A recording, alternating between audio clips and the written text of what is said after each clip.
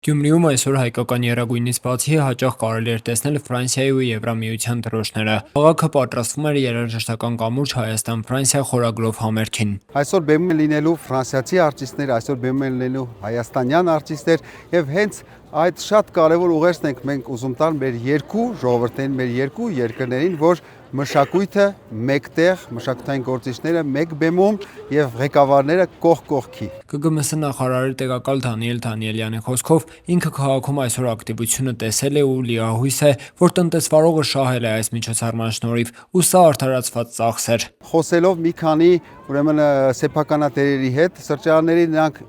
պետությանը շնորհակալություն էին հայտնում, որ այսպիսի միջոցառումներ են կազմակերպում, իսկ պետությունը բնականաբար մեր աշխատող եւ հարկեր վճարող տնտեսվարողներին է շնորհակալություն հայտնում, որովհետեւ իրենց միջոցով եւ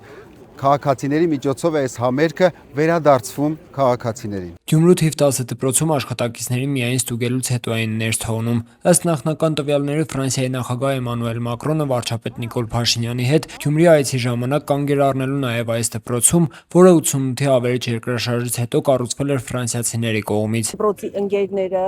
Ռոշբուանը պատգամավոր Ֆրանսիայի դպրոց միշտ այցելել է, բայց առաջին նախագահն է եւ մեզ համար շատ հուզիչ է, ոգևորիչ է եւ պարտավորեցնող, որովհետեւ սա մի պատմական այց է, որը հետո ոսկե տառերով գրվելու է դպրոցի պատմության մեջ։ Չնայած սպասված էր այցը, բայց այն տեղի չունեցավ։ Երկու երկրների առաջին դեմքերի օրակարգը փոխվել էր։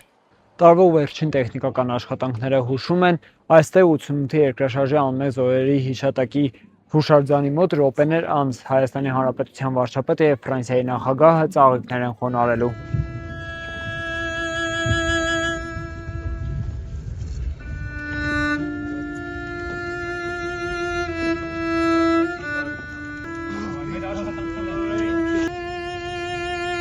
Ծաղիկների խոնարհումից հետո ուղղությունը դեպի Գյումրու կենտրոնական հրապարակ էր։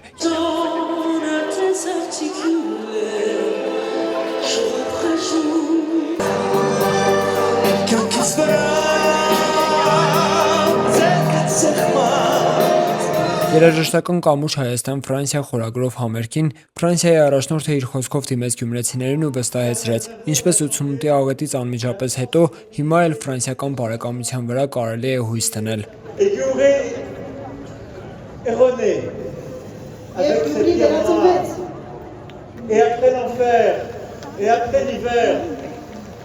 Դժոխքից եւ ձմեռվանից հետո Alors merci Gombré, merci l'Arménie et n'oubliez jamais que la France vous aime. Շնորհակալություն Գյումրի, շնորհակալություն Հայաստան, եւ եթե չմոռանաք Ֆրանսիան սիրում է ձեզ։ Vive l'Arménie, vive la France, vive Gombré. Կեցե Հայաստանը, կեցե Ֆրանսիան եւ կեցե Գյումրի։